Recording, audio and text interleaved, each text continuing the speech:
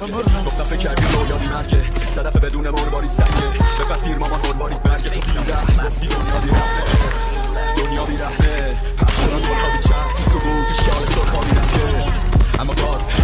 نفس کشیدی بیرونی تو صورت تمو زن بیرونی شد که با دندون کشیدی زخم شرف تموم غمت نیرونی شد هزار بار زد راقه ما رو ما بلند میشیم بار هزار هنر ما چیزی غیر اینم که بفهمی که این چرخون سایه